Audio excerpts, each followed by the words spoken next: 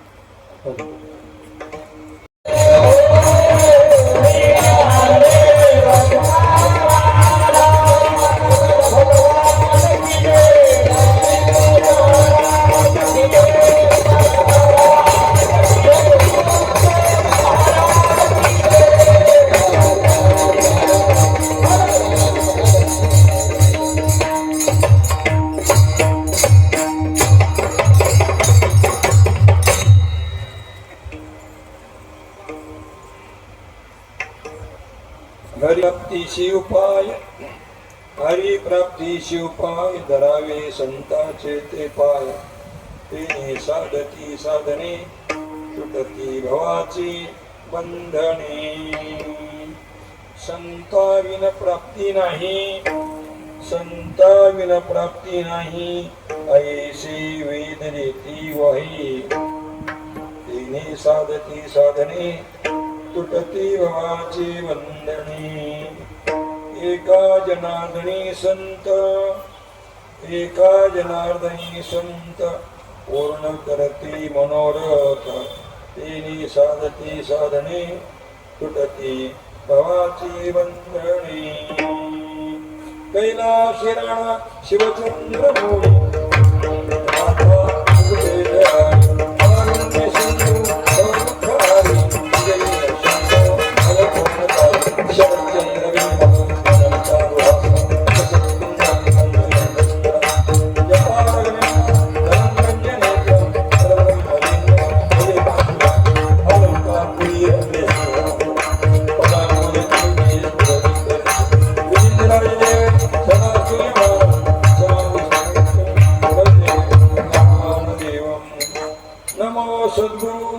तुकया ज्ञान दीपा.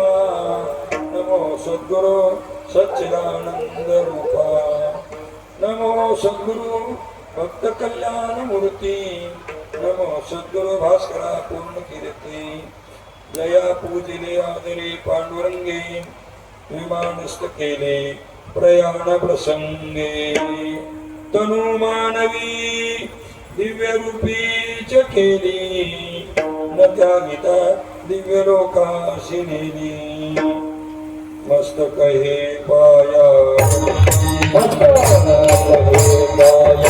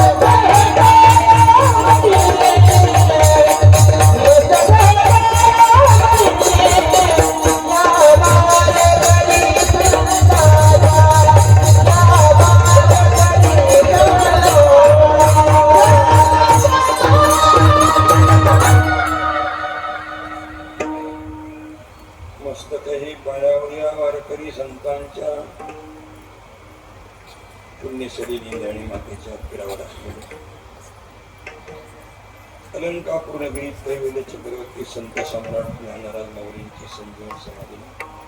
कोटी कोटी प्रणाम करून देहूच्या पावनभूमीमध्ये भक्तीच्या कळस्थानी असलेल्या जगद्गुरु तुकोबाराला देखील कोटी कोटी प्रणाम करून आणि या सर्व साधू संतांचं वैष्णवा चौकाश दैवत रुक्मिणी पांडुरंगाला वंदन करून आणि महाराष्ट्रामध्ये आणि महाराष्ट्राच्या बाहेर देशाच्या कानाकोपऱ्यात आणि विदेशातही ही वारकऱ्याची पताका फडकत राहावी याच्यासाठी ज्यांचे जीवन एक खूप मोठी ऊर्जा शक्ती आहे ते म्हणजे स्वानंद सुखनिवासी गुरुनाम गुरु जोग महाराज याला कोटी कोटी प्रणाम करून सध्याच्या काळामध्ये कोणाला परब्रह्म पाहिजे असेल, कोणाला सत्पुरुष अगदी उघड्या डोळ्यांनी पाहायचं असेल तर त्यांचं एकच नाव आहे, त्यांचं नाव आहे आदरणीय पूज्य ब्रह्ममूर्ती मारुती बाबा कुडेकर बाबा यांच्या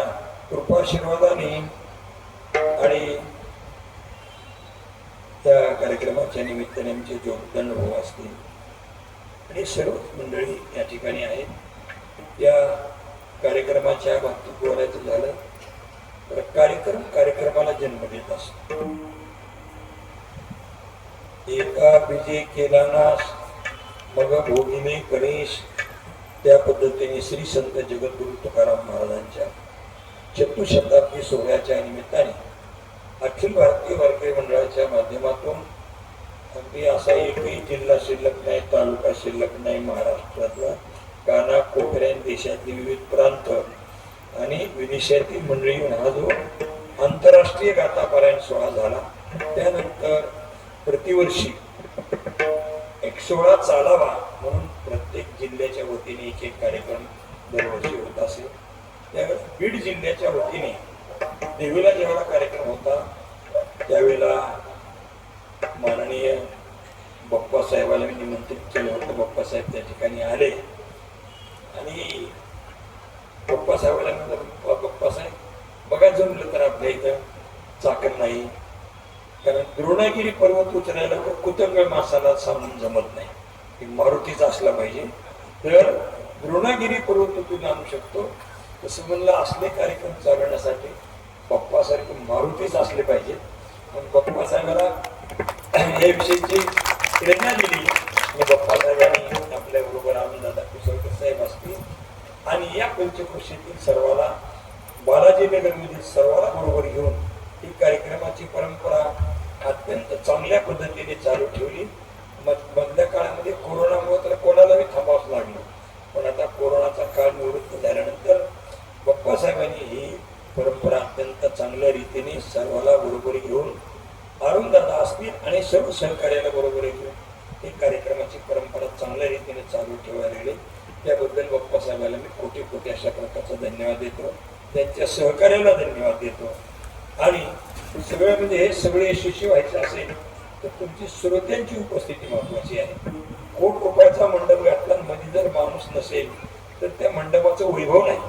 आणि म्हणून या सगळ्यांच्या प्रयत्नाला यशस्वीरित्या पार पाडण्याचं काम जर कोण करत असेल तर आपल्या श्रोते सज्जनाला कोटी कोटी धन्यवाद देत आहे. त्याच्यातही पेपर सर्व तपासताना तुमच्यापेक्षा ह्यांना जास्त थोडे मार्क द्यावा लागतील, कारण कुठल्याही कार्यक्रमामध्ये महिलांची उपस्थिती म्हणजे अतिशय मनातून श्रद्धेनं आपुलकी नसते आणि त्यांच्यात फूट पडत नाही. मला कधी बघा सगळे एक लाईनला बसतात, आपल्यात थोडी फूट पडते आहे की नाही, थोडी तिथं बसते कोणी इथं बसते, थोडी फूट पडते. पण काही का असं ना बाहेरून पाहिला पण पाठिंबा दिल्यामुळे सरकार टिकते, हे सुद्धा चांगलं करते. म्हणून सगळ्या सज्जनाला धन्यवाद देतो. आज या निमित्ताने मला बालाजीनगर तथा मेदनकरवाडी आणि एकंदर या परिसराला धन्यवाद द्यायचा आहे. दानेकर दादा, या परिसरामध्ये मराठवाडा आणि वेगवेगळ्या जिल्ह्यातून हजारो मंडळी आले, अंगाच्या कपड्यानिशी आले, पण इथं आल्यानंतर त्यांच्या कष्टाचं चीज करणं, त्यांच्या अडचणीत उभा राहणं आणि त्यांच्या पाठीशी शाबासकीची थाप देणं हे तुम्ही जे चाकणकरांनी केलेलं आहे. म्हणजे हजारो कुटुंबाच्या वतीने मी चाकणकरांचे आभार मानतो. धन्यवाद. एवढंच नाही, ते चाकणकर आहेत, ते कोण आहेत, ते चाकणकर आहेत. ते थोडं शेबरीनं सुद्धा रामाला बोरं द्यायची होती ना, ती बोरं जरा चाकून बघितली. आंबट असली तर बाजूला ठेवली आणि गोड असली तर रामासाठी ठेवली. तसं इथं अनेक लोक आले, आंबट बोरं होते ती चाकणकरांनी चाकून काढली आणि इथं राहिले ती गोड बोरे, म्हणून चाकणकरांनी त्यांना मोठा आधार दिलेला आहे. म्हणून गावाचं नाव चाकण. आणि ते नुसतं चाकण नाही, राहील त्याची आम्ही करतो राखण, त्याचं नाव चाकण. जे राहते त्यांचाही चांगलं कौतुक करतो. अशा प्रकारचं चाकणकरांना मी आजच्या प्रसंगी कोटी कोटी धन्यवाद देतो. आणि या कार्यक्रमाच्या निमित्ताने आमचे ज्येष्ठ नाणेकर दादा वारकरी मंडळाचे ज्येष्ठ आहेत आणि पुणे जिल्ह्यामध्ये ज्येष्ठ पद्धतीचा मान कोणाचा असेल तर नाणेकर दादाचा मान आहे. अगदी सगळ्याच्या पाठी उभं राहणार एवढं वय आहे मला. एवढ्या वयात कोणाचा दहावा सुटत नाही, कोणाचं लग्न सुटत नाही, कोणाचा कुंकुटिळा सुटत नाही आणि सप्ताह तर कुठला सुटत नाही. सगळ्या ठिकाणी कार्यक्रमात जायचं. आता हे काही वय आहे का? पण 86 वर्षाचे हे वासरू अलग दादाच वय, पण दादा कुठेही उपस्थिती लावायला सोडत नाहीत. आमचे नावकरी प्रकाश महाराज असतील, या बाप्पासाहेबाचे साथीदार, यांच्याकडे आता आम्ही पुरणपोळीचं जेवण करून काय नाव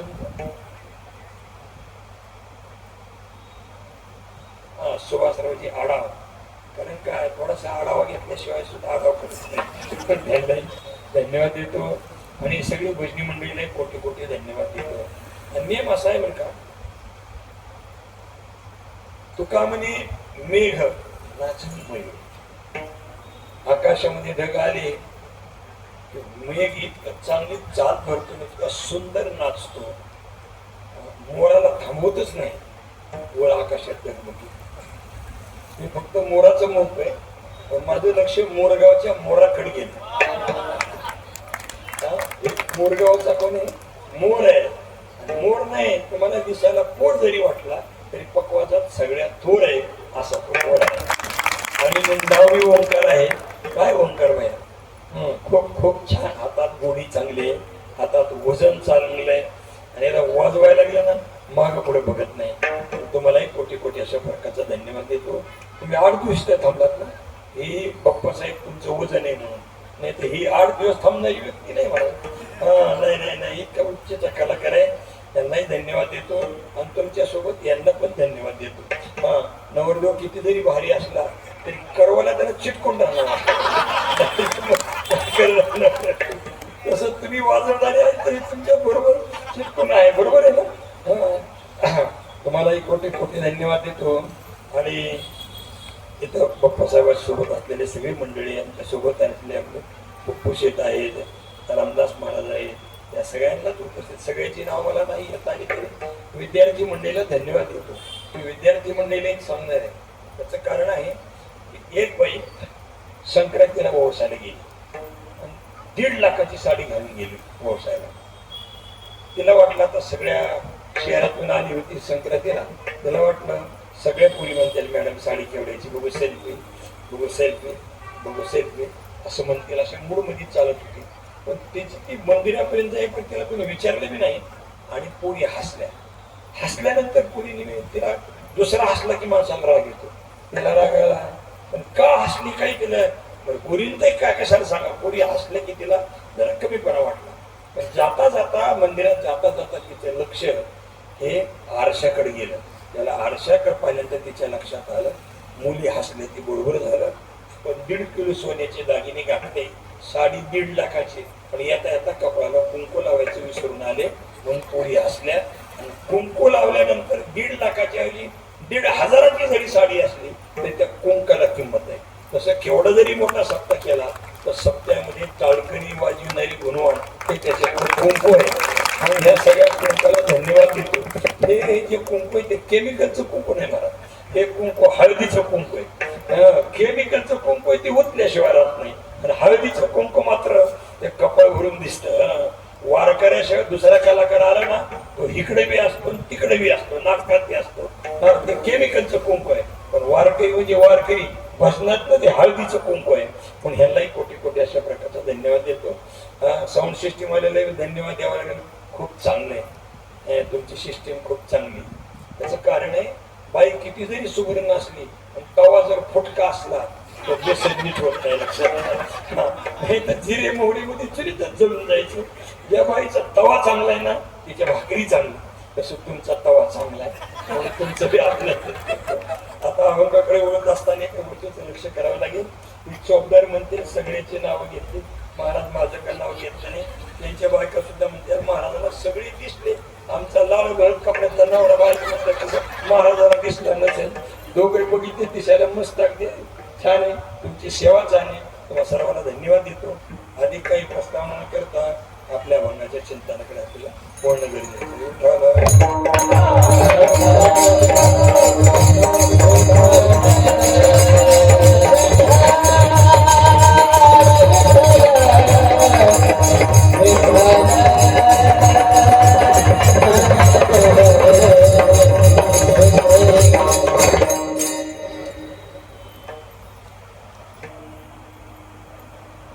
आज 6वा दिवस. या 6व्या दिवसाच्या कीर्तन सेवेला सुरुवात करत असताना माझ्या माझ्यापुढे एक प्रश्न होता. आज जर गैरहजर आपण राहिलो मग मात्र हे न भरून निघणारी चूक असणार. कारण बाप्पासाहेबाच्या मुलाचं परवा लग्न झालं एकादशी दिवशी, आता त्याला महिना होऊन गेला. त्या लग्नाला मला येता आलं नाही. त्याचं कारण पंढरपूरची वारी. वारकऱ्याला एकादशी सोडता येते. आणि संत जगद्गुरु तुकाराम महाराज आणि माणकोजी बोधले महाराज एका वेळचे संत. माणकोजी बोधले महाराजाला ज्या वेळेला मंदिर बांधताना मूर्ती स्थापना करायची त्यावेळेला जगद्गुरु तुकोबारांच्या दामणगावला आले आणि त्यांच्या हस्ते मूर्ती स्थापन झालेली. दोन्ही घराण्याची अशी परंपरा आहे. पिढ्यानपिढ्याची आमची वारी आहे. त्या दिवशी मला असं धर्मसंकट वाटलं की बाप्पासाहेबाचं कसं मोडं. कारण बाप्पासाहेब आमचे जावई, त्यांची सासरवाडी पाचंगली आणि पाचंगली आमचं गाव आहे. माझं लहानपण पाचंगलीतच गेलेलं आहे. आमचे घर तिथे आहे, बंधू तिथे आहे. बाप्पासाहेबाकडे पाहताना आम्ही जावाई म्हणूनच पाहतो, त्यांच्या मुली मंडळीकडे पाहताना आम्ही लेख म्हणूनच पाहतो. आणि मग जावयाचं म्हणणं जर अवघड असतं. पण मी त्यांना म्हणलं माझ्यावर धर्मसंकट आहे. मी प्रत्येक कार्यक्रमाला बाप्पासाहेबाचा कार्यक्रम कधी चुकवित नाही, पण वारी चुकवत नाही. कधी कधी महाराज ओंकार महाराज बरं का दादा, कधी कधी मी सुरतून आलो पण वारी नाही चुकली. कधी कधी इंदूरून आलो पण वारी. ही वाडवडिलाची इस्टेट आहे मला. माझे वडिलाची मिरासिगा देवा तुझी चरण सेवा साधावया. मागच्या 2-3 महिन्याखाली दिलेले कार्यक्रम होता. मी त्यांना म्हटलं मला दशमीला जावं लागतं बरं का, म्हणजे मला एकादशी चुकवता येणार नाही. कार्यक्रम संपला. त्यांनी सांगितलं महाराज विमान सेवा पुण्याची बंद झाली. म्हणलं मला ताबडतोब मुंबईचं तिकीट काढा. मुंबईचं तिकीट काढलं. मुंबईला उतरल्यावर धापाटी म्हणे घरोळ बघायला सेक्रेटरी, त्यांना फोन केला. म्हणलं मी आता विमानतळावर उतरतोय म्हणलं मुंबईला, मला पंढरपूरला जायचंय. ती म्हणले घरी या. म्हणलं गाडी देतो घरी या. म्हणलं तुमच्या घरी गेली की माझी एकादशी चुकल, पुढच्या वेळेला तुमच्या घरी. त्यांनी विमानतळावर गाडी पाठवली. आम्ही ताबडतोब पंढरपूरची एकादशी गाठली. ही मला मी कधी सांगत नाही, पण का सांगावं लागलं मला, बाप्पासाहेबाच्या कार्यक्रमाला बोधले महाराज गैरहजर आहेत असं वाटलं. म्हणजे माणसाच्या मनात पाल चूक चुकती, काहीतरी कमी जास्त झाले. कमी जास्त आमचं मागं झालं नाही, पुढे कधी होणार नाही अशा प्रकारचं प्रेम आहे. म्हणून बाप्पासाहेब तेवढी आमची गैरहजेरी पोटात घेतली तुम्ही. अगदी अजिबात रागड नाही तरी एखाद्याच्या कार्यक्रमाला लागली इतकं तन तन तन तन करते. कार्यक्रमाला आले की महाराज भिव वाढतो. तारीख चुकली की मग त्याला महाराज कोण वाटतो ती तारीख चुकविणार लागते. पण बाप्पासाहेबांचं मन तेवढं मोठं आहे. आणि म्हणून आज म्हणलं आज काही चुकवता येणार नाही. योगायोगाने आज आपल्या सर्वांच्या दर्शनाचा लाभ मिळाला. मी आपल्या सर्वांना कोटी कोटी अशा प्रकारचा धन्यवाद देतो. आणखी काही मंडळी येणार आहेत. विजू पवार साहेब आणखी बरेच जण येणार आहेत. पण ते म्हणजे आज लग्नाची तारीख आहे. आम्ही अक्षता टाकून येते मंडळी. धन्यवाद. आजच्या दिवशी ग्रंथराज ज्ञानेश्वरीचं पारायण, नामसप्तामध्ये भजन आणि हरिकीर्तनाच्या माध्यमातून आजचा 6वा दिवस पूर्ण होतोय. उद्या 7वा आणि परवा 8व्या दिवशी हरिविठ्ठलपर्यंत लबडे महाराजांच्या अमृत वाणीतून आपल्याला कृष्णचरित्राचं म्हणजे काल्याचं कीर्तन ऐकून आपल्या सप्ताहाची सांगता होणार आहे. या निमित्ताने आजच्या दिवशी जो अभंग निवडलेला आहे त्या अभंगाचं आहे शांती ब्रह्म एकनाथ महाराज पैठणकर महाराजांचा संत प्रकरणातील 4 चरणाचा महत्वाचा अभंग आहे. या अभंगाच्या द्वारा शांती ब्रह्म एकनाथ महाराजाला साधकाने प्रश्न विचारला, देवाची प्राप्ती कशी होईल. त्याचं उत्तर त्यांनी सांगितलं, संतांची धरावी संतांचे ते पाय. संतांचे पाय धरल्यानंतर देवाची प्राप्ती होईल म्हणजे काय होईल. तेने साधती साधने तुटती भवाची वंदने. महाराज हे तुम्ही कल्पित सांगता, याला पुरावा काय. महाराज म्हणतात संताविन प्राप्ती नाही ऐसे वेद देती वाही. संत अजून काय करतात. एका जनार्दनी संत पूर्ण करते मनोरथ. तेने साधते साधने तुटती भवाची बंधने. असा अभंगाचा शब्दशः अर्थ आहे. आपण आपल्या नियोजित वेळेमध्ये सेवा पूर्ण करण्याचा प्रयत्न करू.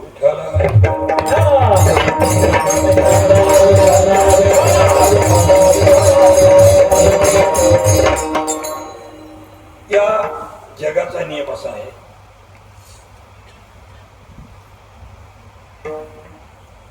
एकसारखेपणा कुठेच नसतो. ह्याला हे आवडत त्याला ती आवडत नाही, त्याला ती आवडत त्याला हे आवडत नाही. कोणाला चप्पी आवडते तर कोणाला हिप्पी आवडते, कुणाला नऊवारी साडी आवडते तर कुणाला पंजाबी ड्रेस आवडते, कोणाला तिखट आवडतं तर कोणाला गोड आवडतं, कोणाला सत्तेची खुर्ची आवडते तर कोणाला डोंगरात जाऊन राहणं आवडतं. प्रत्येकाची गोष्ट भिन्न भिन्नता आहे. आम्हाला कॉलेज शिकत असताना एक मराठीत गाणं होता, सुधारणा आणि कलह. घरात कलह जे मतभेद असतो. वडिलांना जुन्या गोष्टी आवडतात, मुलांना नव्या गोष्टी आवडत असतात. प्रत्येक पिढीमध्ये अंतर आहे. कोणाला काय आवडतं, कोणाला काय आवडतं. बार्शीला मोठमोठे सप्ताह केले, 40-50,000 लोक ऐकायला असायचे. मी एके दिवशी दिवाळीच्या निमित्ताने पंढरपूरला मी चाललो होतो, तर प्रचंड मोठी गर्दी होती आणि मिरवणूक होती. कशाची होती? दिवाळीत हलगटाची मिरवणूक असते. त्या हलगटाची खूप मोठी गर्दी होती. मी निरीक्षक करून पाहिलं की म्हणलं ह्या गर्दीतला सप्त्यात एक बी नव्हता आणि सप्त्यातला हलगटाची मिरवणूक एक बी नाही. म्हणजे कोणाला सप्ताह आवडतो, कोणाला हलगटाची मिरवणूक आवडते, बरोबर आहे. कोणाला दिंडी सोहळा आवडतो तर कोणाला गाडीची स्पर्धा आवडते. इकडल्या भागात सांगतो काय आवडते, गाडीची स्पर्धा आवडते. कोणाला काही, प्रत्येकाची भिन्न भिन्नता आहे. एक मत कोणाचंच नसतं. त्याचं कारण काय आहे? ईश्वराने सृष्टी निर्माण केली त्यावेळेला सगळे सारखे निर्माण केलेले नाही. कसे निर्माण केले? प्रकाराचे तीन, प्रकाराचे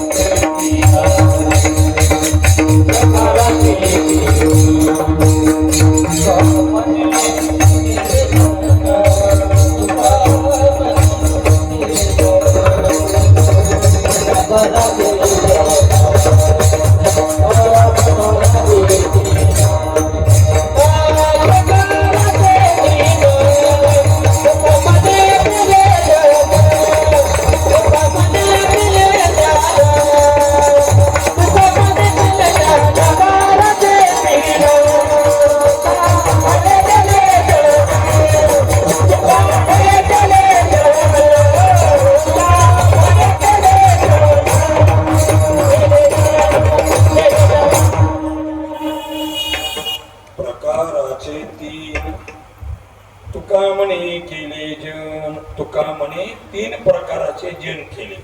लोकात किती प्रकार आहेत? तीन प्रकार आहेत. काही लोक सात्विक वृत्तीचे असतात, काही लोक राजस वृत्तीचे असतात आणि काही लोक तामस वृत्तीचे असतात. तर समाजामध्ये असा वर्ग आहे बघा.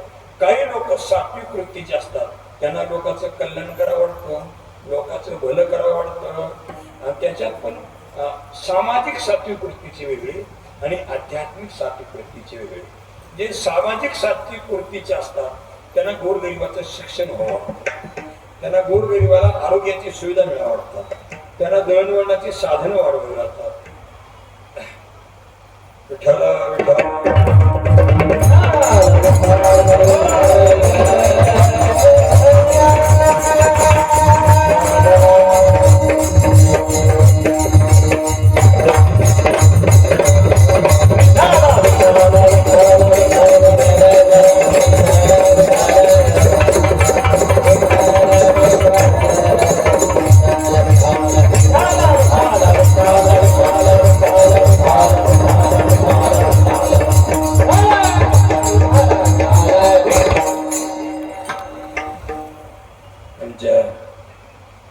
वारकरी मंडळात एक खंबीर, आपण ज्याला आधार स्तंभ म्हणतो, खंबीर साथ म्हणतो, तेवढी निवडणुकीच्या आठवड्यापुरतीच असते बघा. पण वारकरी मंडळ स्थापन झाल्यापासून आज तागायपर्यंत आणि भविष्य काळात वारकरी मंडळाला खंबीर साथ देण्याचं नाव कोण आहे? त्यांचं नाव विनोद भाऊ बाळुंकर. आमचे नवीन खेड तालुक्याचे अध्यक्ष आले, सगळ्यांना मी कोटी कोटी धन्यवाद देतो. आपलं चिंतन या ठिकाणी असं चालू आहे की जगामध्ये 3 प्रकारचे लोक असतात. सात्विक, सामाजिक म्हणजे समाजाची चांगली विकास प्रगती व्हावी असे वाटणारे. जर सावित्रीबाई फुले आणि महात्मा ज्योतिबा फुले हे जन्माला आले नसते आणि त्यांनी जर महिलाच्या शिक्षणाचा विचार केला नसता तर आज सगळ्या महिला जिच्या हाती पाळण्याची दुरी ती जगात येऊन तरी एवढ्यातच राहिली असते. पण आज आपण विचार करायला गेलो, पेट्रोल पंपापासून राष्ट्रपती पदापर्यंत महिला कुठेच कमी दिसत नाही.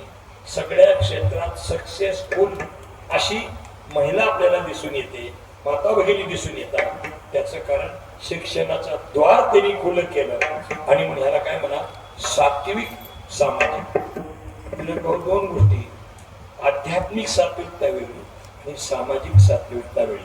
आध्यात्मिक सात्विकता असल्यामुळे गीतेवर भाष्य करून ज्ञानेश्वरी जन्माला आली. आध्यात्मिक सात्विकता असल्यामुळे कारण चौवेदाशे केले शे निविवरान अर्थही घन काढून या तुका सहज बोलीवाणी त्यांचे घरी वेदांत वाहे पाणी जगत करू तुकोबायांनी हे अध्यात्माचं साम्राज्य निर्माण करून जगाच्या कल्याणाचं काम केलं. मौलीनी हे मराठीची नगरी ब्रह्मविद्येचा सुकाळ करी देणे देणे सुखचेरी होऊ दे या जगा. म्हणून सात्विकता असते या विजय. आता म्हटलं येणार म्हणजे येणार.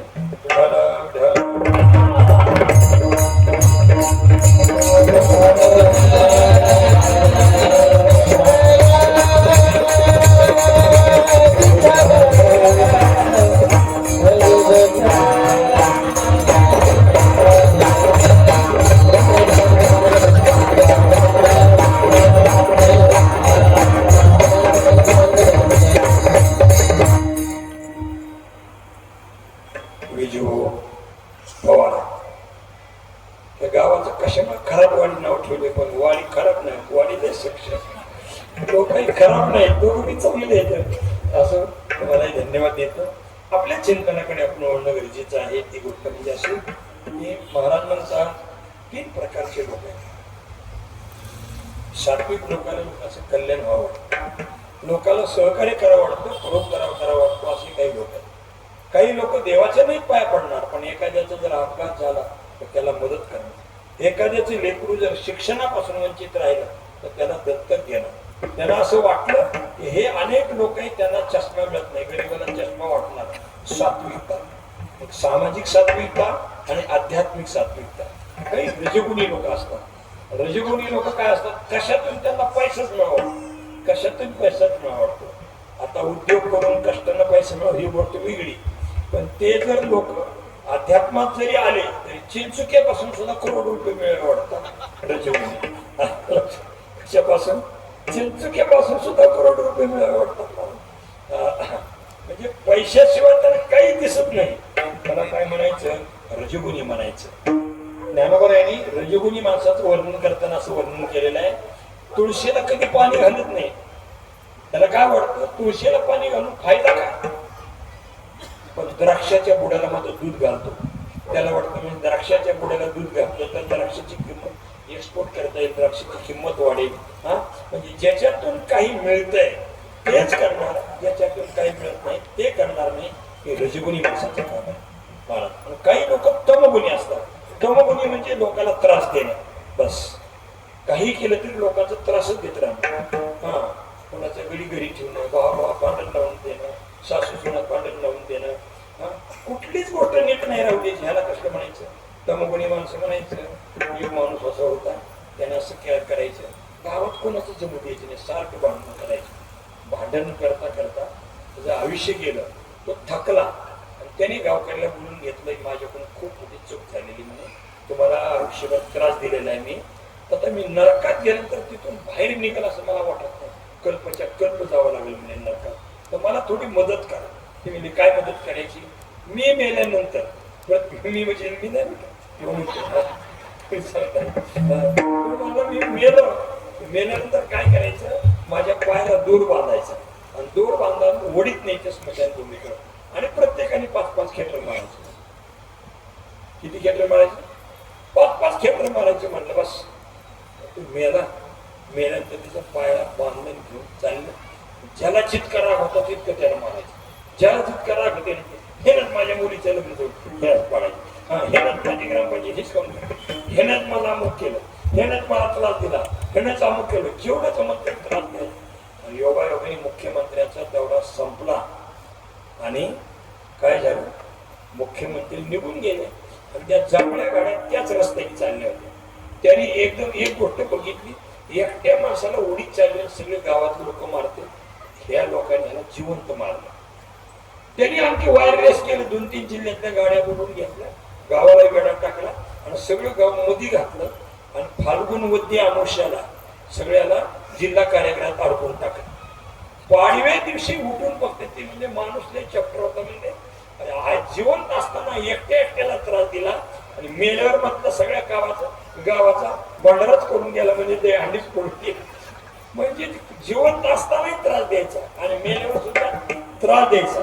अशा प्रकारचे 3 प्रकारचे लोक असतात. प्रकाराचे 3 तुका म्हणे केले जन. हे बघा मी सांगू, मी आता अनेक कीर्तनामध्ये सांगतो, शिकलेले माणसं मेले ज्ञानी असं कधी समजून घ्यायचं, कधी समजून घ्यायचं. म्हणजे मी शिक्षलेल्या लोकांना नाव ठेवतो असं नाही. मी पण 78चा ग्रॅज्युएट, संतपीठावर कुलगुरू म्हणून मी पण काम केलेलं आहे. त्याच्यामुळे शिक्षणात मी अनविद नाही असाच विषय नाही. मी अनेक ठिकाणी सांगत असतो. पण पहा, वकिलाला कायदा कळतो त्याला औषध नाही कळत, डॉक्टरला औषध कळतो त्याला कायदा नाही कळत, आणि दोघांना वगैरे बांधायचे कळत नाही. इंजिनिअरकडे जावं लागतं. इंजिनिअरला मी सगळं कळत नाही. ती म्हणजे आर्किटेक्चर डिझायनर, स्टील डिझायनर. सांगायचं कारण आपल्या ज्ञानाला मर्यादा आहे. आपण सगळ्या क्षेत्रात प्रावीण्य आपलं असू शकत नाही. आणि म्हणून ही गोष्ट लक्षात ठेवा, अध्यात्म म्हणजे ह्याच्यात हे सिद्धांत आहे. हे काय आहे? हे सिद्धांत आहे आणि हे त्रिकालाबाधित सिद्धांत आहे. भूतकाळातही ती गोष्ट तशीच होती, आजही तशीच आहे आणि भविष्यकाळात तशीच आहे. अग्नीमध्ये दाहकता आहे, हा भूतकाळातलाही सिद्धांत आहे. नाही जुन्या काळात लोक अडाणीमध्ये होती म्हणून अग्नी पोळत होता. आता मात्र अग्नी जरा शिकलेल्या माणसाला भेटतोय. असं कधी आहे का? भूतकाळातही अग्नीमध्ये दाहकता होती, वर्तमान काळामध्ये अग्नीमध्ये दाहकता आहे आणि भविष्य काळामध्ये सुद्धा अग्नीमध्ये दाहकता आहे. जुन्या काळातही सूर्य प्रकाश रूपच होता, आजही सूर्य प्रकाश रूपच आहे आणि भविष्यकाळात सूर्य प्रकाश रूपच आहे. तसं लोककल्याणाचे त्रिकालाबाधित सिद्धांत ऋषी मुनींनी आपल्या आयुष्याची आयुष्यभर तपश्चर्या करून तो विश्वकल्याणाचा जो विचार आहे, सिद्धांत आहे, असे हजारो सिद्धांत आपल्याला दिलेले. पण हे त्रिकालाबाधित सिद्धांत आहे. म्हणून लोक किती जरी असली तरी प्रकाराचे 3 तुका म्हणे केले जन. असं प्रत्येक गोष्टीत भेद आहे. पण एक गोष्ट अशी आहे बघा, प्रत्येक गोष्टीत माणसाचा मतभेद आहे. पैसे मिळण्यात मतभेद आहे, राहणीमानात मतभेद आहे, आहारात मतभेद आहे. पण एक गोष्ट मात्र अशी आहे की त्याच्यात कोणाचाच मतभेद नाही. बरं का, एक गोष्ट अशी आहे की त्याच्याबद्दल कोणाचाच मतभेद नाही. कोणती असेल? ट्रम्पची भूमिका चुकली म्हणणारे बी लोक आहेत, इस्रायल सक्सेस झाला म्हणणारी पण लोक आहेत. याच्यापेक्षा काय सांगतो? प्रत्येक गोष्टीमध्ये माणसाचा मतभेद आहे, प्रत्येक गोष्टी. पण एक गोष्ट जगाच्या पाठीवर अशी आहे की त्याच्यात जातीचा मतभेद नाही, वयाचा मतभेद नाही, परिस्थितीचा मतभेद नाही, शिक्षणाचा मतभेद नाही. पौरात्य राष्ट्र असो की पाश्चिमात्य देश असो, प्रत्येकाला एक गोष्ट कबूल करावी लागते. अशी कोणती गोष्ट आहे की त्या गोष्टीवर सर्वांचं एकमत आहे.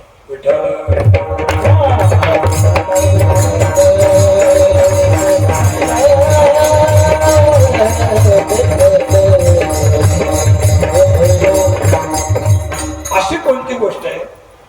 एक राजा होता आणि त्या राजाचा प्रधान फार हुशार असायचा. राजा त्या प्रधानाला किंमत द्यायचा, कौतुक करायचा. पण नेहमी असं आहे बघा, एखाद्या कार्यक्रमाला आपण जर 4 जण गेलो आणि 2 जणांचा जर सत्कार झाला तर ती म्हणते असतात त्याला विकणार द्या, त्याला विकणार द्या. का आपला सत्कार झाला आणि त्याचा नाही सत्कार झाला, ते जाताना सांगत आपल्याला नीट बोलतच नाही. नेम नाही. त्याला नारळ काय होईल पण द्या म्हणतो. गाडीचा ड्रायव्हर असला तरी त्याला काहीतरी द्यावंच लागतं. का नाही दिलं की त्याला ते पटत नाही. मला माणसाचा स्वभाव असा.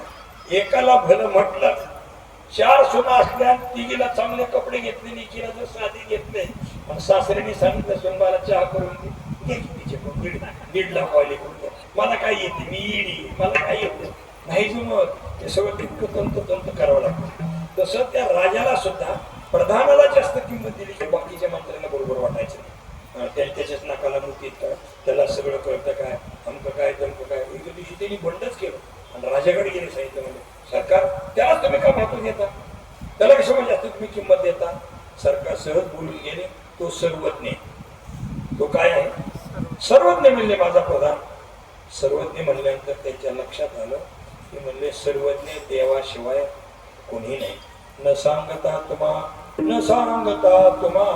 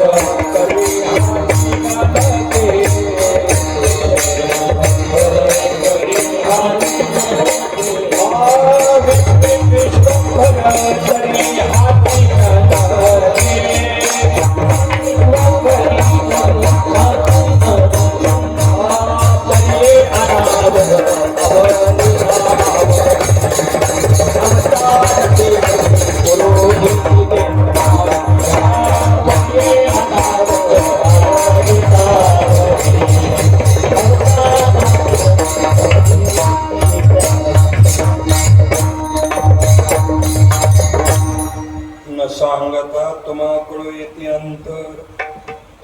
विश्वी विश्वांबर परिहाराची निर्मी देवाला सगळ्या गोष्टी कळत असतात. फक्त एवढे बघा, कोणत्याच बायकोला आपला नवरा विशेष वाटत नाही. तर लग्न नाही करून मला एवढं कळतं तर तुम्हाला रोजचा काय अनुभव तुमची. आपला नवरा फार असं वाटतच नाही. देवाच्या बायकोला सुद्धा वाटत नाही. भगवान परमात्मा एक दिवशी म्हणले,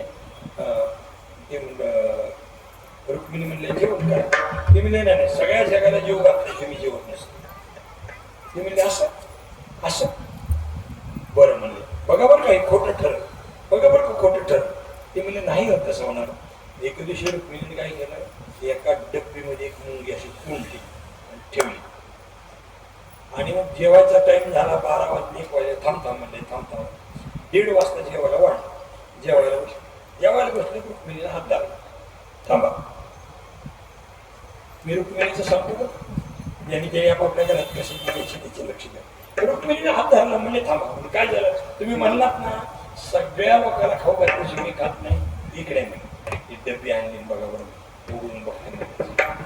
ह्या मुंगीला तुम्ही खाऊ घातल्याबरोबर असे डब्बी उघडले, त्याच्यामध्ये साखर होती. त्या दिवशी रुक्मिणीला पटलं की कृष्ण हा त्याला सगळं कळते असं. असं कळतं. फक्त कळतंय कोणाला, देवाला. बाबा तुम्ही हसायला लागले खरे खोटं कोणतं झालं का नाही खरं. आताची पिढी लई कडकीत सापडली. गावागावात 100 पोरा शिकले. 100 पोरा शिकले. एक जरा म्हणलं काय करतो, म्हणलं वनसेन येतो. म्हणलं वनसेना अजून कुठली काढली. ती म्हणलं वनसेना म्हणजे ज्या पोराची लग्न झाली नाही अशी प्रत्येक गावामध्ये एक टीम आहे, त्याला वनसेना म्हणतात. म्हणलं तुझा नंबर किती वर, म्हणला माझा नंबर 72. तुम्ही काळजी करू नका, ही पकवादाची सेवन करते जमून जाईल. त्याचं काळ आवड. तुम्हाला खरं सांगू का महाराज, क्वालिटी असते. क्वालिटी उत्तम शिका, उत्तम संस्कार असू द्या आणि उत्तम पैसे मिळवायला शिका. तुमची काय अडचण. बैल बाजारात सुद्धा जे बैल कसा उभी शिंग आहे ओसवण आहे, ज्याच्या पाठीवरून पानाळ पडले त्याला कुणी म्हणते केवढ्याला दिला बैल, केवढ्याला दिला बैल. नका का सौदा म्हणा. हाटकी ते पण ज्याला म्हणजे असं लाळ घालते पडलं हिरवची पडदाडता येत नाही त्याला खटका शब्द विचारित. ही काय माझ्या अभंगात नाही, पण मला मुद्दाम सांगायचे. कमी विल्याशिवाय आणि चांगला असल्याशिवाय किंमत नाही मला. आलं लक्षात? मी म्हणतो विनोद भाऊ, माझे हे शब्द ऐकून 2 पोरं जरी चांगली शिकून ऑफिसर झाली तरी कीर्तन पडलं. आज ही गोष्ट लक्षात घ्या. आता नुसतं आता शर्टिंग करून फिरायचा काळ नाही. एकदा काही 10 वर्ष तुमची शिक्षणाची, 10 वर्ष संस्काराची आणि 10 वर्ष उद्योग करण्याची निघून गेली ना, भविष्य काळात आपल्याला दुसऱ्याचा टेबल पोचल्याशिवाय आपल्याला पर्याय नाही. लक्षात, हे अत्यंत महत्वाची गोष्ट आहे. मी कशासाठी आपल्याला बोलतोय? कोणाला कळतं फक्त भगवंताला कळतं. म्हणजे तुमचा प्रधान सार्वभौम आहे ते आम्हाला परीक्षा बघायची म्हणजे दुसऱ्याच्या मनात ओळखतो. सर्वज्ञ म्हणजे दुसऱ्याच्या मनात ओळखणं. दरबार भरला, सगळे मंत्री आले आणि सांगितलं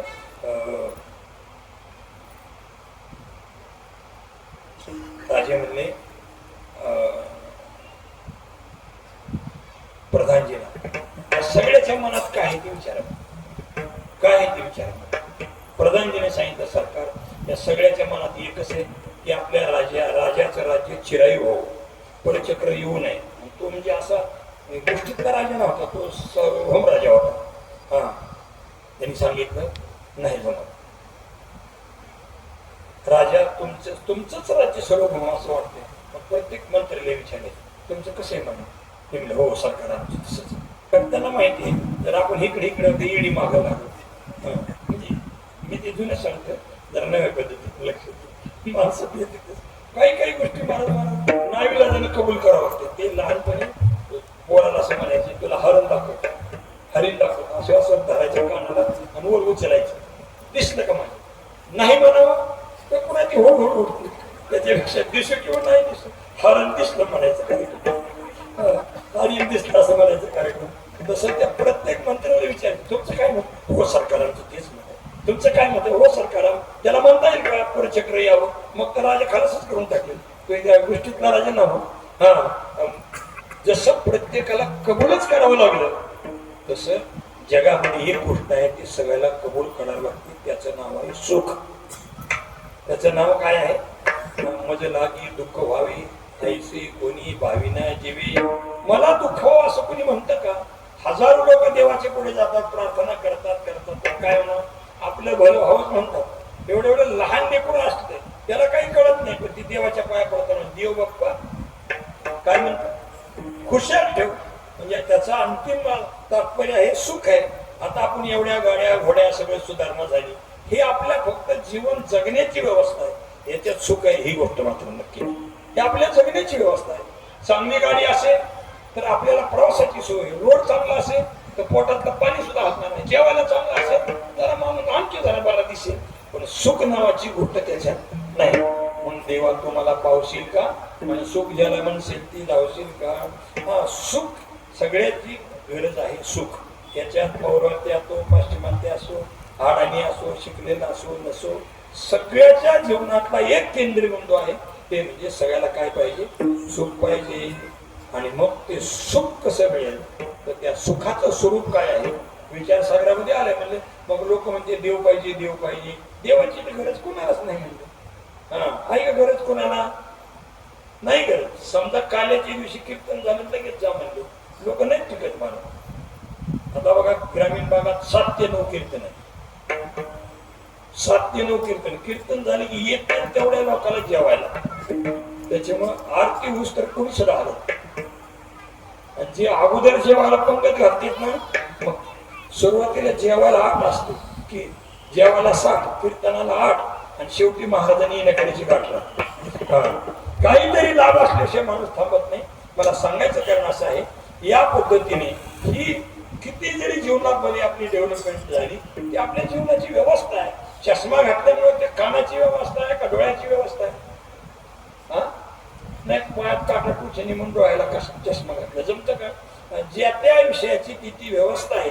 पण सुख नावाची गोष्ट ती वेगळी आहे. आणि सुख म्हणजेच परमात्मा आहे. तो नाही सुख म्हणजे परमात्मा आहे. सुख रूप आई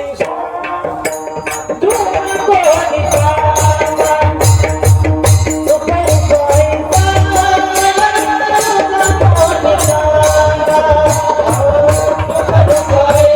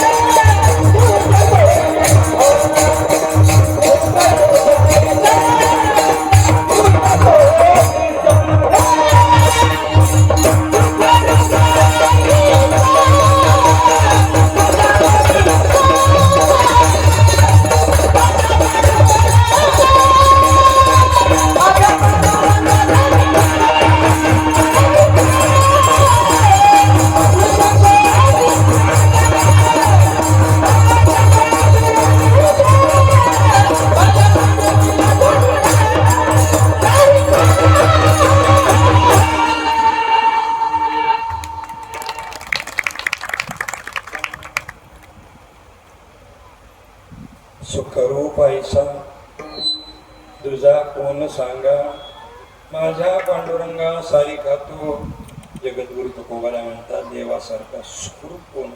तर बघा नाव बदलले पण प्रतिपाद्य वस्तू तीच आहे. नाव बदलले. जुन्या काळातले लोकांनी चुकीला काकी जीजी म्हणायचो आहे की नाही, काकू म्हणायचो. आताची पोरं आंटी म्हणते. काय म्हणतात? आंटी.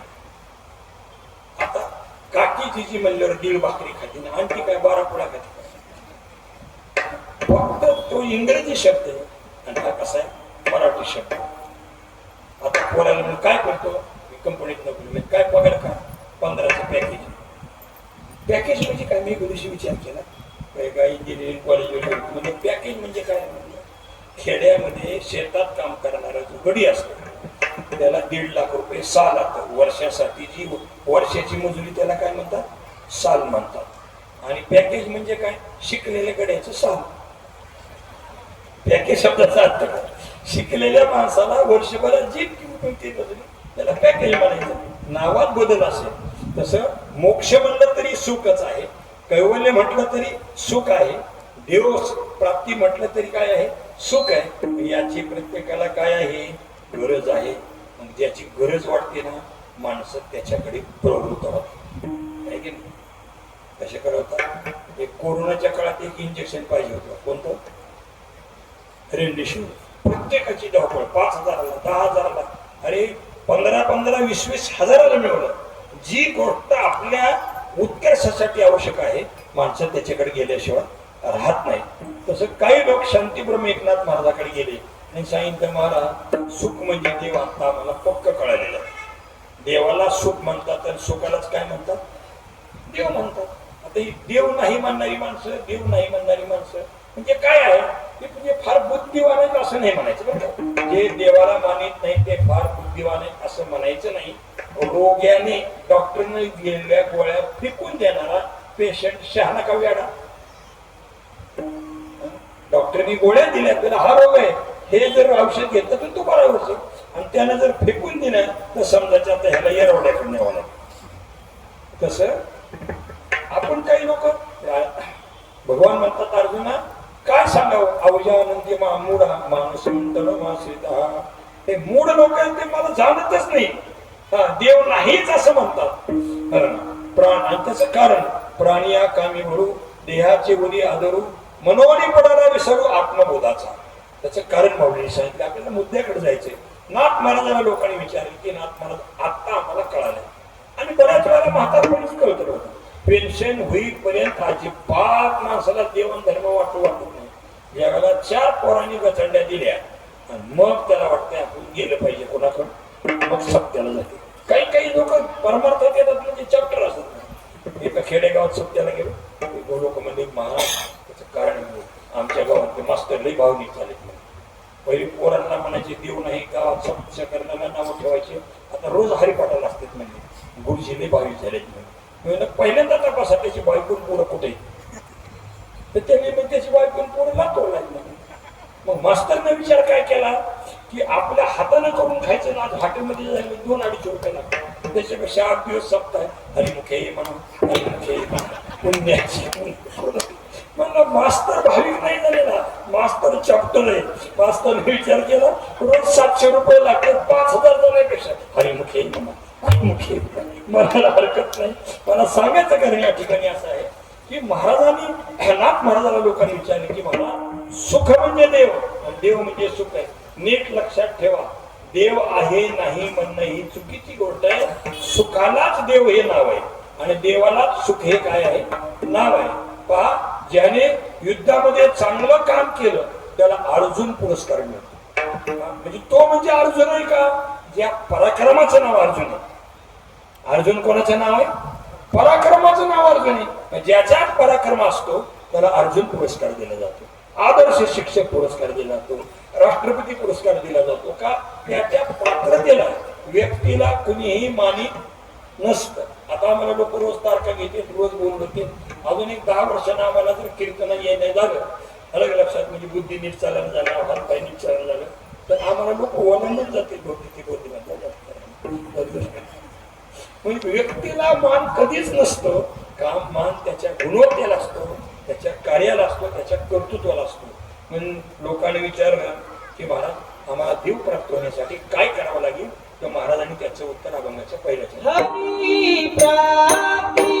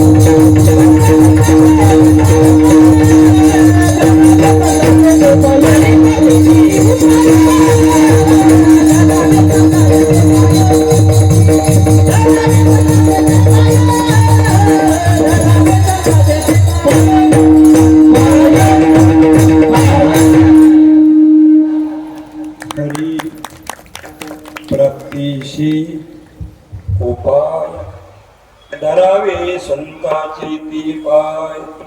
शांती ब्रह्म एकनाथ महाराजांनी सांगितलं हरिप्राप्तीसाठी उपाय म्हणजे साधन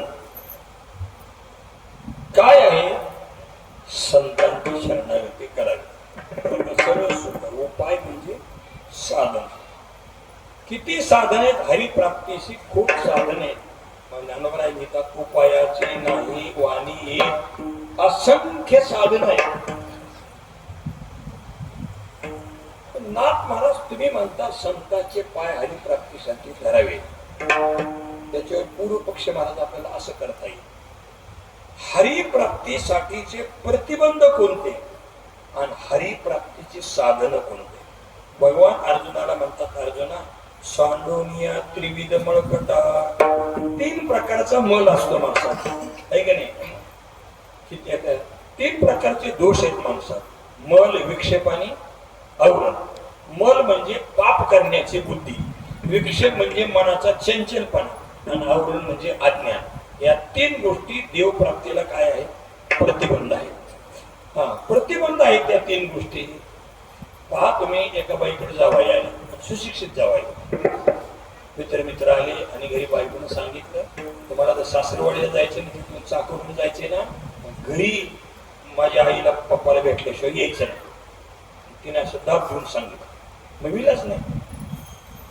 एका राजाच्या घरी झालं, प्रधानाला विचारलं उशीर का लागला, उशीर का लागला? ते म्हणला काय, माझी बायको म्हणली की एवढं काम केल्याशिवाय जायचं नाही. ती सगळे का उशीर? बायको म्हणली असं असं. राजाने विचार केला, की आपली बी बायको आपल्याला कधी कधी हट्ट करते. मग आपल्या राज्यात असे किती लोक आहेत की त्यांना बायकोचं ऐकावंच लागतं. कोणत्या राजाच्या डोक्यात काही एक सांगता येत नाही. त्यानं राजधानीमध्ये दौंडी दिली. कोण आहे बघा, मग इकडे कसा राऊंड ओढला, कोण मोठा राऊंड सांगितलं. जे ज्याला बायकोचं ऐकावं लागतं त्याने ह्या राऊंड मध्ये उभा राहायचं, आणि ज्याला तसं काही बंधन नाही त्याने ह्या राऊंड मध्ये उभा राहायचं. जिकडं बायकोचं ऐकावंच लागत होते तिथं पाय ठेवायला जागा, सगळे तिकडे पाय ठेवायला जागा नाही. इकडे एकटाच माणूस बाबा. राजाला वाटलं एक तरी माणूस आहे बरं काही नव्हतं, एक तरी माणूस आपल्या राज्यात आहे ज्याला बायकोचं ऐकण्याची गरज नाही पडत. त्याला विचारलं तू इकडं का उभा राहिला? म्हणले माझ्या बायकोने जतावून सांगितलंय जिकडं गर्दी नाही तिकडं उभं राहायचं, गर्दी ती गोळी याद राख. त्याचा अर्थ काय झाला? तेच झाला तसं त्याने सांगितलं माझ्या आई पप्पाला भेटलो शिकडे यायचं नाही म्हणून. मग ती भेटायला गेले मी सांगितलं गाडी होते मामी मामी काय लवकर आवरा म्हणे, माझी मित्र आहेत आम्हाला जायची. पण ती म्हणते तसंही यायचं नाही, व्हिडिओ कॉल सुद्धा करा मला, तुमचं काय खरं नाही. दहाव्यावर जाताना सासवडे गेलं सांगताना असं नाही तर मग असं तिने दाखवून सांगितल्यामुळं. आणि म्हणले मामी मामी लवकर ऐका. मामीची गरिबी होती तिची, ती पोरगी शिकलेली होती, सुंदर होती, गुणवान होती, तिच्या पायात लक्ष्मी होती. एका पोरीच्या पायात लक्ष्मी असती महाराज. ती जर घरी आली तर घर भरून दिसतं. योगदन साहेब एका पुरीच्या पायात लक्ष्मी असते. मी एका पुरीचं सांगतो. ती आल्यापासून घरातून इतकं समृद्धी लागते. असो मला काय सांगायचं त्याला काय बोलायचं हे तुमच्या लक्षात आलं. त्यांना मान्य असलं तर असलं बरोबर आहे ना. एका पुरीच्या पायात लक्ष्मी असते. बस मला एवढं सांगायचं. तर पण घरची सासरवडीची गरिबी होती. मामी चहा करा म्हणलं तर मामीने काय केलं, ते मसाल्याचं वांग केलं होतं अशा एका पातेला. चहा करा लवकर म्हणल्यावर त्यांनी मामी जे पातेल्यातलं जे वांग होतं ते तांब्यात ओतलं आणि गडबडीने लगेच त्याच्यात असं दूध टाकलं, साखर टाकलं, चहा उकळायला सुरुवात केली. आता ते चहा पिताना चहा गोड लागल का तिखट लागल? काय म्हणाल? चहा नुसतं तिखट नाही लागला, जावायला हगवण लागली. काय कारण आहे? त्याचं कारण फक्त पातीला विसरलं नाही. पातीला स्वच्छ केलं ना मग त्या दुधाचा चहा असतो. पातीला विसरलं. मी तर बरं का अनेक कीर्तनांना सांगतो, मी तर असं तरी कोणाला पदराला पातीला बसून केलं. ओंकार महाराज मी एका घरी गेलो तर ती दोन नेहमीच परिचयच गेलो तर असं मी पटांगणात बसलो. मग आज स्वयंपाक चालू होता. तिथे एक आजी होती. ती आजीला झाली सर्दी आजी काय करते सकाळ मी बघितलं. पण भानगड अशी होती की आजच चिर मिसून आलेली होती. जर साडी जर भिजवलेली असली तर ती मध्ये मुरला असता ना, म्हणजे मुरला असता. खरं शाळेला असलं की ते चमचम चमकायचं, कोणा वाळायचं, कोणावर व्हायचं, कोणा चमचम चमकायचं. मी म्हणलं आजी पुसू नका मला बीपी आहे. आजी म्हणले बीपी संगीला काय सांगून म्हणलं तुमचा जो पदार्थ आहे तो खरं आहे का गोड आहे? म्हणलं विरोध आम्ही तेव्हापासून काही सुद्धा नाही. लोकांनी जरी हे आणलं मी पुन्हा धुवून काढतो असं नितळलेलं बरं पडत पुसवायचं बरं. अजून मला ती चमचम केलेली साडी दिसली. 22 वर्ष झाली. मला सांगायचं कारण ते स्वच्छ करावं लागतं पातीलं, आणि ते पातीलं स्वच्छ झालं न मध्ये त्या दुधाची चव आहे. तसं अंतःकरण रूपी आपल्या या पातेल्यामध्ये काम क्रोध बोध मत्सर म्हणजे मन विक्षेप आणि आवरण हे 3 प्रकारचे दोष असल्यामुळे भगवंताचा साक्षात्कार होत नाही. सांगितलं महाराज तुम्ही म्हणताही गोष्ट करी संतांचे पाय धरावे, पण हरिप्राप्तीचं साधन काय? निष्काम कर्म केलं तर चित्तशुद्धी होते. हरिप्राप्तीचं कारण काय? योग चित्तवृत्ती निरोधा. योग जर केला तर चित्तवृत्ती स्थिर होते. हरिप्राप्तीचं साधन काय आहे? हरिप्राप्तीचं साधन ब्रह्मज्ञान आहे. ज्ञानदेव तू कैवल्य मिळते शास्त्रेश्वरी निमा. ज्ञानानेच मोक्ष मिळतो बरं का. ज्ञानदेव तू कैवल्य, त्याच्यात देव शब्द नाही बरं का. ज्ञानात येव, ज्ञानानेच पुढं दच्या पुढे स्वर मृदू व्यंजन आले आहे. कोणत्याही व्यंजनापुढे मृदू व्यंजन आले असता त्याचा काय होतो? ते व्यंजन ज्या वर्गातील आहे त्या वर्गातील पहिले म्हणजे तिसरे मृदू व्यंजन होते. हे इतकं पाठ करावं लागतं. व्याकरणाचं शिक्षण केल्याशिवाय आपण कळत नसतो. ह्याची विभक्ती त्याला कर्मणी प्रयोगाचा भावी प्रयोग झाल्यानंतर सगळ्या अभंगाचा घोटाळा होत असतो. म्हणून आपण या ठिकाणी चिंतन करत असतो. की काय झालं, ज्ञानदेव तो कैवल्यम, ज्ञानानेच मोक्ष मिळतो. महाराज असं असताना सुद्धा तुम्ही संतांचे पाय धरायला सांगताय, कसं काय? आम्हाला कुठंतरी चकवा दिल्यासारखं होतं. देवप्राप्तीची हरिप्राप्तीची साधन ज्ञान आहे आणि ज्ञानासाठी चित्तवृत्ती स्थिर असेल, मोक्ष देईल ज्ञान. हे तर केलं नाही आण तरी धारे ऐसे मन शोक व्हावे, मन निर्मळ झालं पाहिजे, विक्षेपरहित झालं पाहिजे. ते कशानं? ते व्हायला पाहिजे. ते योगाने होतं. आणि निष्काम कर्म केले तर मन नावाचा दोष निघून जातो. हे हरिप्राप्तीची साधन आहे. आणि महाराज तुम्ही आम्हाला सांगताय धरावे संतांचे ते पाय, हे कसं काय शक्य आहे?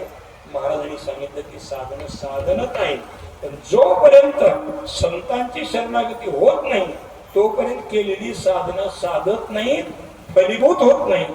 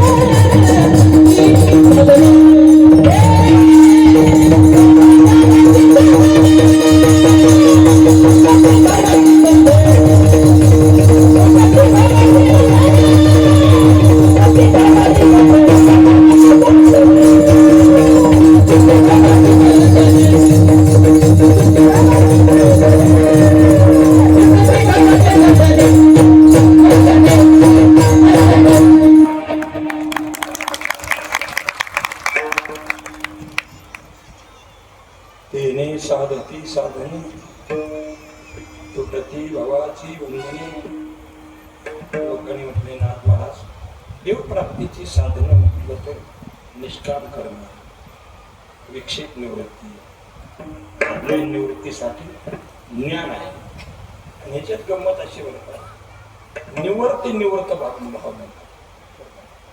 अज्ञानाच्या निवृत्तीसाठी ज्ञानच पाहिजे.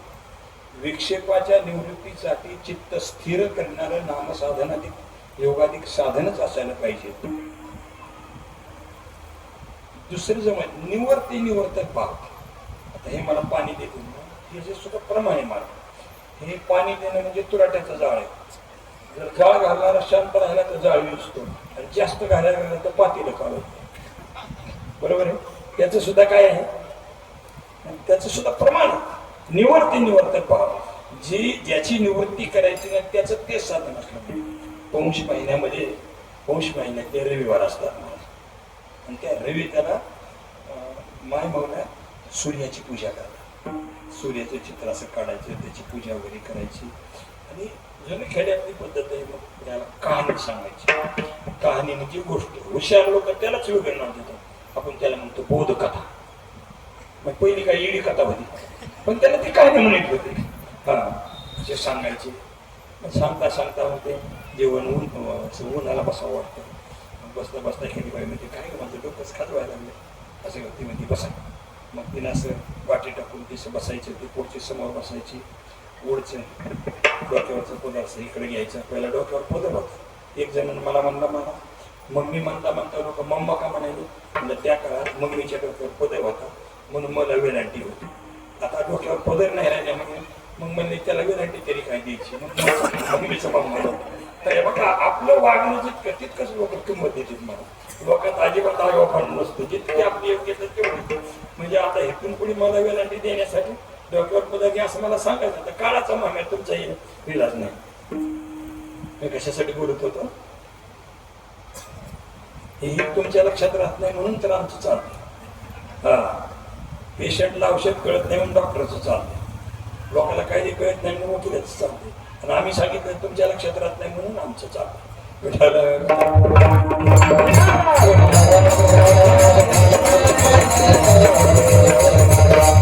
लक्षात ते डोकं विचारायला अशी बसली. असं रिसर्च करता आणि संशोधन करता तिला एक ऊ दिसली. दिसल्यानंतर तिने आता गण घ्यायचा का हातोडा घ्यायचा. ते म्हणजे थांबता दिसली म्हणजे मार मार मार मार. तिने जर गण हातोडा घेतला ऊ मरल का बाईचं डोकं फुटल. म्हणजे आता निवृत्ती कशाची करायची, ऊची करायची. मग ती ऊ मारण्यासाठी साधन काय असं लक्षात काय करता होतं. म्हणजे ऊ एवढी आहे तिला मारण्यासाठी घन वापरून चालत नाही. त्याला निवर्ते भाव म्हणतात. अज्ञानाची निवृत्ती करायची ना त्याला दुसरं साधन नाही चालत. त्याला देवी अज्ञानी या ज्ञानाची खटली. असं पुरणपोळीचा स्वयंपाक केल्यानंतर खटल्याचं घर होतं. सगळ्या भरपूर जेवायला घातलं.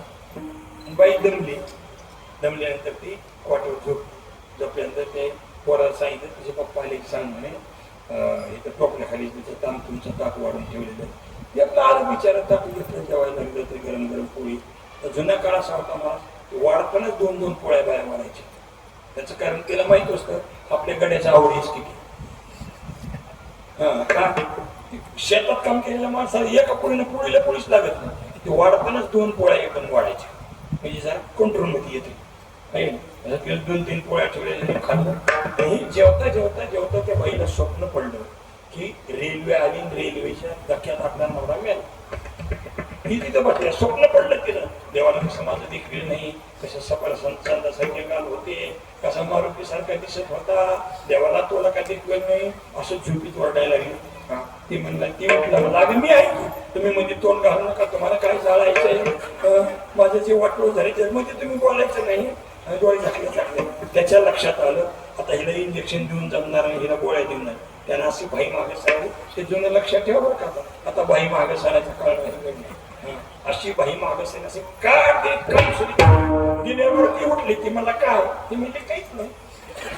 म्हणजे काय महाराज म्हणतात स्वप्नीची भया ओखल चिवची धनंद्या. स्वप्नातली भीती घालायची असेल तर त्याला जाग करणं हेच औषध आहे. तेवी अज्ञान या ज्ञानाची खडक. अज्ञानाची निवृत्ती करायची झाली तर त्याला ज्ञानाचं शस्त्र आहे. विक्षेपाची निवृत्ती करायची योगच त्याला शस्त्र आहे. मला निवृत्ती करायची आहे तर निष्काम कर्म हे त्याचं साधन आहे. आणि महाराज तुम्ही हे सगळं सोडलं आणि सोडून तुम्ही म्हणताय की धरावे संतांचे ते पाय, हे कसं काय? मग हे कोण म्हणते? महाराज म्हणले मी म्हणत नाही. आता वेळ संपला, मी नुसतं प्रमाण म्हणतो. महाराज म्हणले मी म्हणत नाही. संताविन प्राप्ती नाही ऐसे वेदने ती बाई. वेदानं काही ती गॅरंटी वॉरंटी असते का? वेदानं खात्री दिली संताशिवाय देवाची प्राप्ती होऊ शकत नाही. हे बघा कसं आहे.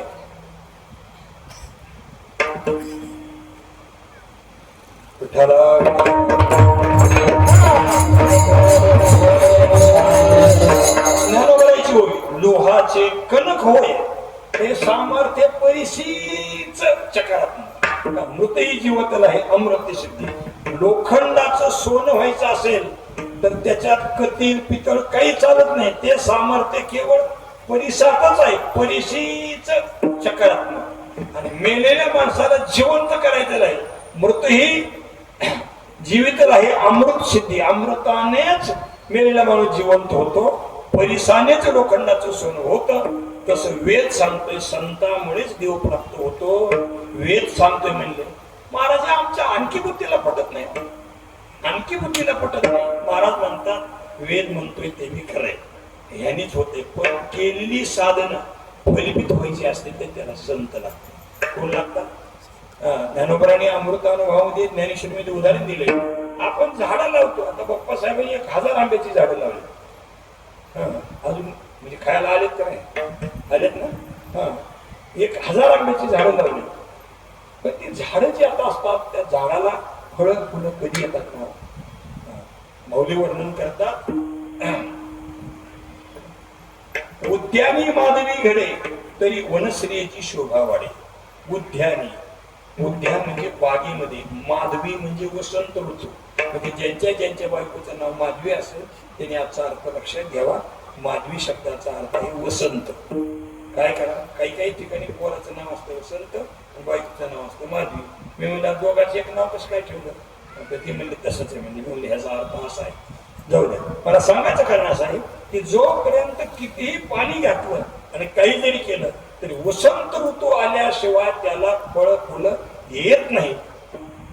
त्या पद्धतीने बनकरू झाडे शिंपे जीवेसाठी खूप त्यानं पाणी घातलंय, खूप मशागत केली, पण फळात ताईची भेटे जे वसंत पाय, वसंत ऋतू आला तरच भेटत.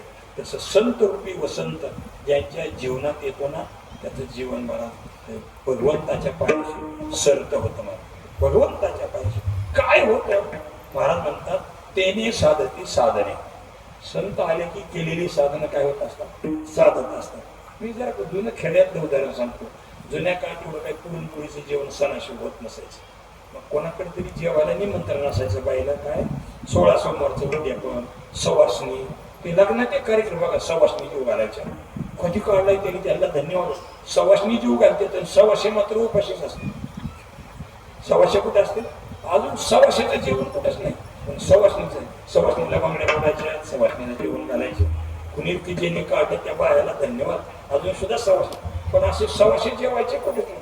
सवाशे उलटे झाली तरी त्यांना कोणी जेवायला पुढे सांगायला सवासणीला जेवायचं बोलायचं. पुरणपोळीचा स्वयंपाक केला होता आणि ते सवासणीला बोलले. पण पोरांची शाळा सुटली. पोरांनी विचारलं, पोरांनी मम्मी कुठे गेली? म्हणजे ती सवासणी जेवाय गेली. काय जेवायला? पुरणपोळीचं. पोरांना पुरणपोळी आवडत होती. पोरण काय केलं? त्या दारात गेलं. आमची मम्मी आली का? आमची मम्मी आली का? तिथला जो माणूस होता ना ते इतका खंतीस होता ना.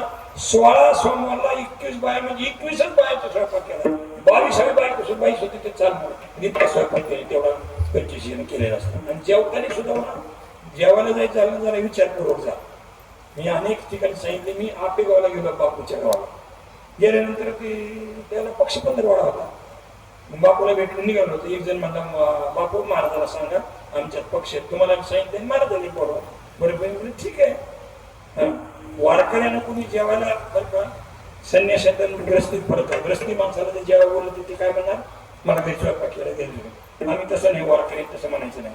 बरं का? कोणी म्हणलं जेवायचं असं म्हणताय, काय म्हणायचं? असं म्हणताय म्हणजे तुमचंच पक्क आहे का? आम्ही तर तयार आहे. काय म्हणायचं? काय म्हणायचं? असं म्हणता म्हणजे तुमचंच पक्क आहे का? हा ते इकडून तिकडून बघायचं त्यांना हातून लावायची, इकडून तिकडून बोलायचं त्यांना. काय झालं, बाई जेवता जेवता तिच्या घासात आला खडा. खडा आल्यामुळे ती बाई उठली, उठल्यानंतर म्हणजे बाहेर रस्त्याला थुंकावं आणि पुन्हा पुन्हा जेवायला बसली. पण ती बाई आली. त्याच्या अगोदर मग आता सांगायचं राहिलं तुम्हाला, आहे की नाही. आम्ही गेलो जेवायला त्यांच्या, आम्ही 1.5 पोळी खाल्ल्यावर एक जण काय म्हणला, होऊ द्यायची का चढावड, म्हणून आम्ही चढावडतली माणसं नाही. तिथून त्यांनी 5-5 पोळ्या खाल्ल्या दोघांनी. जेवण संपल्यावर आम्ही 10 जाऊन बसलो. आतून एक पोरगा आला आणि पोरगा म्हणलं, पप्पा आई म्हणते की पुढच्या वर्षी पितर बदलायचे आपले. काय करायचं, आम्हाला पितर बदलायचे का. ह्यांनी इतका स्वयंपाकाचा काटा काढला की बाईला शिळी वाकडी नाही, शिवाय काही राहिली नाही. लोकांच्या घरी जेवायला जा, इतकं लोकांचा काटा काढला. जाऊ द्या, ते बाईला घास लागला, खडा लागला, ती बाई बाहेर आली. त्यावेळेला ती पोरगी तिथे होती आणि पोराला बाईला असे कोणच मिठाई आणि मग तिला मध्ये नेलं. आणि पोरग म्हणलं, आई तू आधी म्हणून माझं साधलं, नाही तर मला असं चौकशी म्हणावं. कुणामुळे साधलं, कुणामुळे साधलं. आई आली म्हणून मला जेवण मिळालं, साधलं. तसं आपल्या जीवनात संत आले म्हणून साधनं फलीभूत होत असतात. मला नाही तर 1400 वर्ष चांगदेवानं योग केला पण नाही साधला महाराज. चांग्या कोरा म्हणून घ्यावा लागलो. पण ज्ञानोबाईच्या पायाचा आधार मिळाला, मुक्ताबाईचा उपदेश मिळाला, मग मात्र चांगदेवाचं जीवन सरत झालं. त्यावेळेला माणूस सरता होत असतो. संतांनी सरता गेलो देशापरी, चंदनानी मोरी व्यापलेल्या, गुणदोष याती न विचारी काही, भावलीला पायी आपण या. पण आपल्या जीवनामध्ये संत यावे, आल्यानंतर आपलं जीवन कृतार्थ होत असतं. त्याने काय होते, 7 मिनिटं झालेत माझ्या हिशोबानं, अलग लक्षात. मला फक्त सगळ्यांनी 10:30चा टाइम दिला होता. हा, तेने साधती साधनी तुटती भवाची बंधनी. भवाची बंधने म्हणजे भवाची बंधन काय, काम, क्रोध, मद, मत्सर, दंभ, अहंकार या गोष्टी संतांच्या कृपेने काय होत असतात, निवृत्त होत असतात. समारोपाच्या टप्प्यात झाला. मला नवीन एक शंका मांडायची. देवाची प्राप्ती तिने साधे 10वे संतांचे पाय कशासाठी, देवाच्या प्राप्तीसाठी. आता देवाची प्राप्ती म्हणजे नेमका देव म्हणजे अशी वस्तू नाही की ती आपल्याला मिळाली.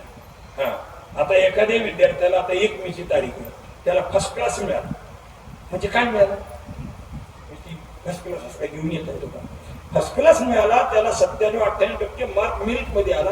याचा अर्थ काय, त्याने त्याची गुणवत्ता सिद्ध होत असते. काय सिद्ध झाले, त्याला 98% मार्क मिळाले की त्या मार्काने त्याची काय सिद्ध होत असते, त्याची गुणवत्ता सिद्ध होत असते. आता एखाद्याला विचारलं काय, लग्न झालं. लग्न झालं म्हणजे काय झालं, लग्न झालं म्हणजे काय झालं की त्याने काही नवीन मुलगी निर्माण केली का नवीन मुलगा निर्माण केला.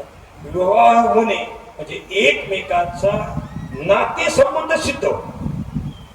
काय झाला, नातेसंबंध सिद्ध होणं. कसं सिद्ध होते बघा, ती मुलगी आत्याच्या घरी होती आणि शिकायला होती आत्याच्या घरी. तिने आत्याच्या पोराला सांगितलं आणि माझं रजिस्टर आणा म्हणलं. तिने पैसे घेतले, फेकून घेतले. तुला नोकरी चिकली, तुला नोकरी नाही. ती रडायला लागली. ते म्हणे आत्या काय नाही, मग मी भाऊजीला फक्त रजिस्टर आणा म्हणलं तर त्याने फेकून दिले आणि मला चिपडेन म्हणलं. हा, ते जेवण आत्याच्या मालकानं सांगितलं राहते काय नाही, मी आणतो. त्याकडे लक्ष तिच्या उलट्या खोपडीची, त्याकडे लक्ष ते जाऊन हा, तिथे काही बोललं तर काही हे कधी जाऊ नको. मग त्यांनी रजिस्टर आणलं. पुढं ती BA झाली, BEd झाली, तो MA झाला, MA झाला. त्याचे मी प्राध्यापक नोकरी लागली, हिला मी नोकरी लागली. आणि मग बहीण भाऊ म्हणले कशाला काय करायचे, आपलं एकत्रच जुने वाटचाल चालू करावी. त्यांचं लग्न जमलं, लग्न झालं आणि लग्न झाल्यानंतर ती बाजारात निघाली. बाजारात तिने लगेच फोन केला, लो परत त्या एवढे 2 वया, 2 किलो साखर, 3 किलो गुळ आणा, 2 किलो डाळ आणा, एवढं सांग, पोराला कपडे आणा. बरं गेले तिकडे गेले की पुन्हा तिने फोन केला. ही परत रिवर्स ते म्हणा काय काय काय काय काय काय एवढे आला. बाजारात गेल्यानंतर तिने पुन्हा फोन केला, व्हिडिओ कॉल केला. हा, मला जी बांगड्या आणायच्या तर शेजारीने आशा म्हणजे आशा, सेम टू सेम असंच आहे ना. हा, ती म्हणला मी दाखवायला चालतो, पुन्हा महागात लावायला. आता रजिस्टर आणलेले फेकून दिलं. आता मग 50 शांतपाटी केली का, फक्त पती पत्नीचं नातं हे लग्नानं सिद्ध होत असतं. कशाने सिद्ध होतं, पती पत्नीचं नातं सिद्ध होत असतं. तसं देवप्राप्ती म्हणजे काय? देवामध्ये जे गुण आहेत, अविनाशीपणा, देवामध्ये जे गुण आहेत, सच्चिदानंद रूपता, देवामध्ये जे गुण आहेत ते गुण आपल्यात आले म्हणजे काय झाले? देवप्राप्ती. अजून इतके आपण अडाणी येत मला, इतके आनंद देवच आहे नाहीच नंतर तंकर असं म्हणत राहतो. देवप्राप्ती म्हणजे देवाची जी गुणवत्ता आहे ती गुणवत्ता आपल्यात येणं म्हणजे काय? प्राप्त होणं. तुकोबरा म्हणतात मी तो अनाथापराधी म्हणणारे तुकाराम मला. मात्र एक दिवशी असा अनुभव सांगतात, मी तो वासुदेव तत्वता थोडे विचारिता आहे ठाऊक सवा घ्या संता तुझा नाही अनेक मागवता का किंवा अनुलीनुया तुका आकाशा एवढा म्हणजे काय झालं? गुणवत्ता. एक जण मुख्यमंत्री असताना पंतप्रधानाकडे जात होते आणि काय करत होते? ते आपल्या मागण्या मांडत होते आपल्या राज्यासाठी. ते जर पंतप्रधान झाले म्हणजे काय झालं? आता पंतप्रधान पदासाठी बहुमतवाल्या पक्षाच्या नेत्याला राष्ट्रपती आमंत्रित करत असतात सरकार करण्यासाठी, म्हणून स्थापन करण्यासाठी. आणि तेवढं बहुमतवाल्या पक्षाचं नेतृत्व त्याच्याकडे आलं. किती कोण होणार आहे? म्हणजे पंतप्रधान होणं म्हणजे त्याच्याकडे नवीन काही बॉडी तयारी करायची का? ती पात्रता येईल. तसं हरिप्राप्ती या शब्दाचा अर्थ आहे हरी जीवन जे आहे ते स्वरूप प्राप्त होणं म्हणजे काय होणं? हरिप्राप्त. ओवाळू मी गेले माये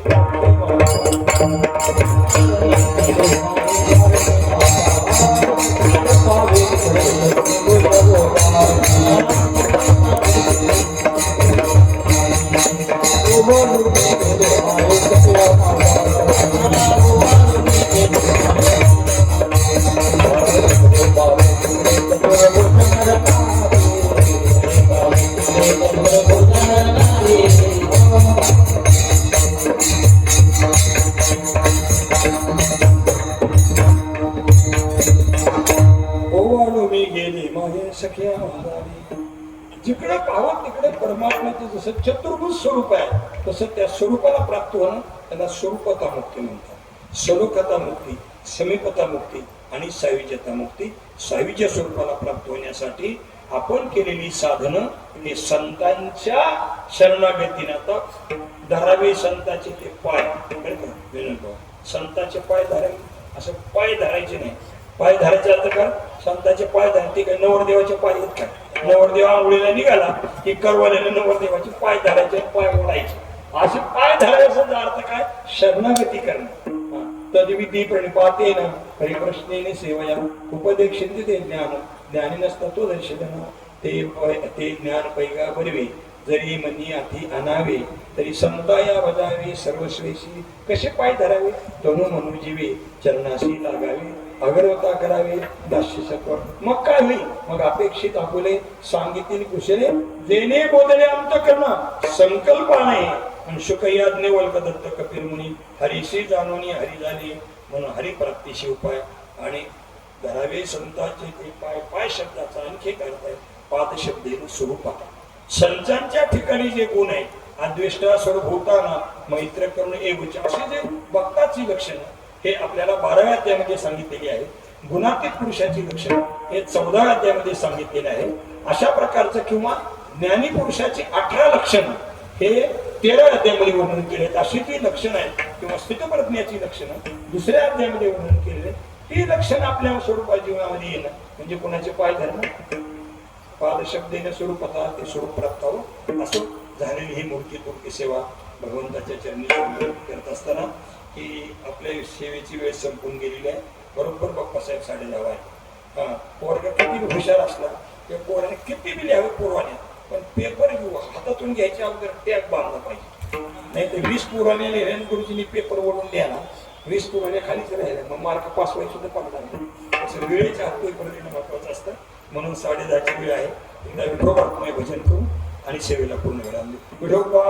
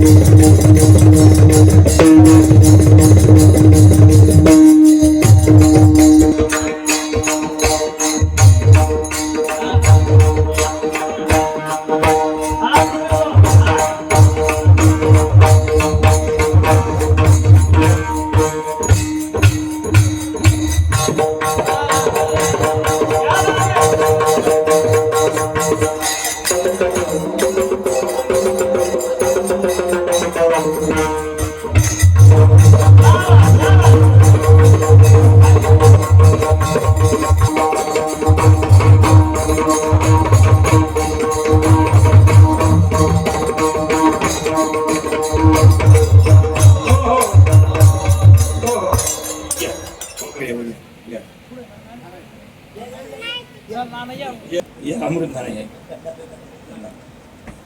इकडे या. नारळ. आता तुमच्यावर सगळ्यांनी टाकलाय बहार, तुम्ही सगळ्याचे झालात आधार, आणि तुम्हाला कळले सप्ताचं सार. आता मी काय बोलू फार, आणि आपल्या सर्वांना कोटी कोटी अशा प्रकारचं धन्यवाद देतो.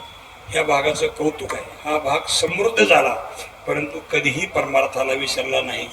इकडच्या भागात दहावा असो, कुणाचे लग्न असो, धारी कार्यक्रमाला देणगी असते. आज आपण भंडारा डोंगराचं मंदिर पाहू, कुठलेही मंदिर पाहू, हे तुम्हाला महाराष्ट्रात इकडं बाकी चित्र दिसणार नाही. हे आहे पुणे. इथं आले की पायी पडत नाही उणे, आणि त्यांच्या जीवनात होतं सोने. म्हणूनच आमचं इकडं आहे जाणे आणि येणे. आपल्या सर्वांना धन्यवाद देतो. आणि ज्ञानेश्वर माऊलीचं भजन होईल. शेवटचे चाल म्हणणार का नाही? आता नाही. हे आहे, नाव आहे ओंकार. ते कलेने देतात पुढच्या पिढीला सुद्धा आकार. बोलण्यात आहे धार.